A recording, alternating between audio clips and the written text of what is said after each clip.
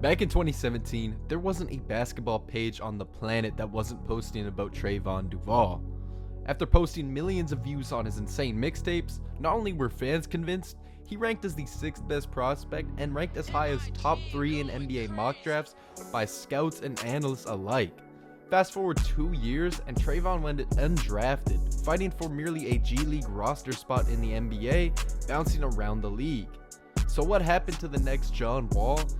And how did he go from a high lottery pick in the NBA to undrafted and playing overseas?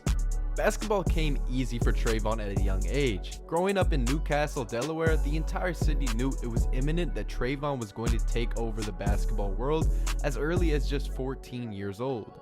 He started his high school career by taking home the Nike EYBL Championship, a nationwide AAU tournament featuring guys 3 years older than Duval at the time.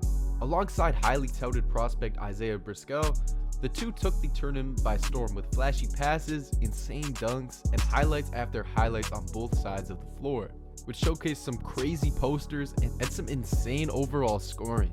By 2016, Duval became the first player to ever win both an EYBL and Under Armour Elite Championship, two of the most highly regarded AAU tournaments in the country. Whether it be the mixtapes, the hardware, or the overall explosive scoring and playmaking, Trevon was warranted with virtually offers every single place in the country. He was also given a 5-star prospect grade by nearly every mainstream recruiting site. The entire basketball world was on the edge of their seats, waiting to see where Duval would commit in 2018.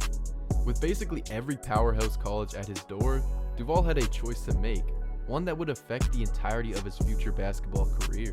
When Trevon announced he was committing to Duke, it was seen as an absolute super team. Alongside number 2 prospect in the nation Marvin Bagley, Grayson Allen, and 4 other prospects that ended up making the NBA.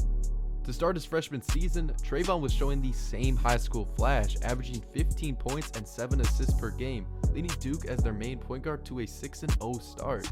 At this point, draft mocks had Duval ranked as high as the top 3 pick in the entire draft, and Duke looked pretty much unbeatable at this point. Without any serious injuries at this point, what could have possibly gone so wrong that Trevon would end up going undrafted? Without any serious injury at this point, it seemed like Trevon was on his way to being an NBA star. But there was one lingering issue, and that was his ability to shoot the ball. After the 6-0 start, Trevon would finish the season shooting 44% from the field, 31% from 3, and most notably a mere 57% from the free throw line, which is a poor mark even for big men at this point. This inability to shoot from the free throw line severely impacted Duval's offensive game, who scored primarily downhill or at the rim. With little offensive presence and a stacked roster at Duke with multiple NBA level prospects, Duval's freshman year dropped him across NBA boards pretty much everywhere.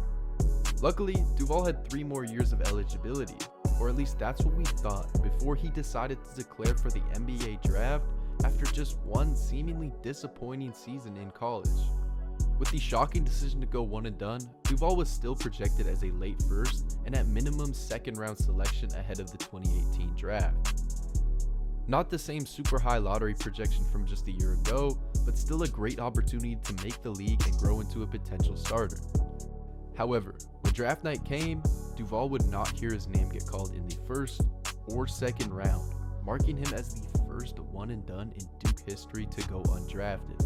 Sure, he had a disappointing freshman season, but the fact that he was widely regarded as a top 7 talent in the entire nation just 2 years ago, to going undrafted was extremely concerning for his NBA career.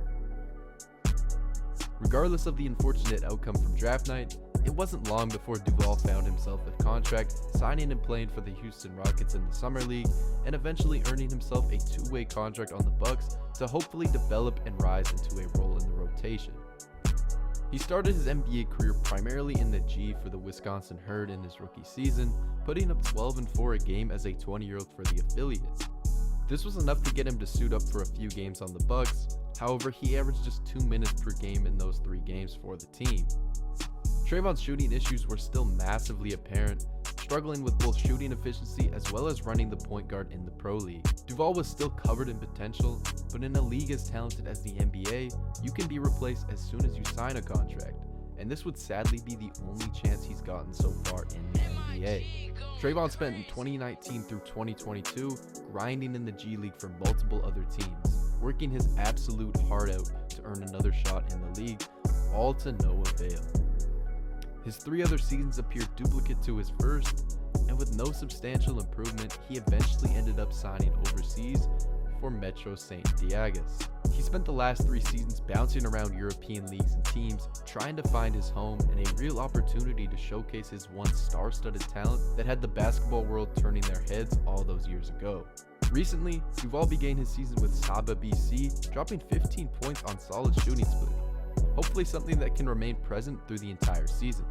Overall, Duval seems to be a case of a player that relied too heavily on his elite strengths, ignoring smaller issues that will become much larger later on. It's pretty easy to forget that Duval, through his long list of teams and seasons in his basketball journey so far, is only 25 years old and continues to earn contracts for professional teams through that. The biggest issue that derailed his career was ultimately the decision to go one and done. While the NBA is promising with opportunities and it's the dream for most basketball players, in order to make the league, you have to be over-prepared. I also wanted to add, Duke fans and those closely following that 2018 year have all come out and said that Duval was not correctly developed in the Duke program.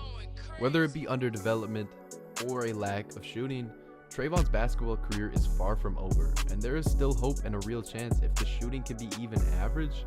With his skill set and explosive athleticism, he could end up carving out a Kris Dunn type of role in the league.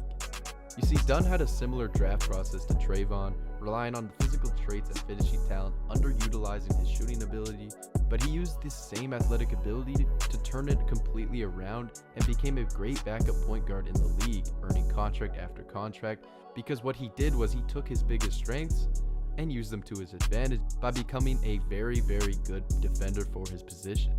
When it comes to Trevon Duval, he's more of a what if rather than a failure in my eyes. I don't believe for a second he wouldn't be at minimum a late first round pick if he had just kept eligibility and potentially transferred to another team who might have needed a lead guard and wasn't as stacked as that 2018 Duke team. But what we do know is Trevon was and always will be a dog, and I honestly believe if he can be even an average shooter, there's no reason for the NBA not to give him another chance.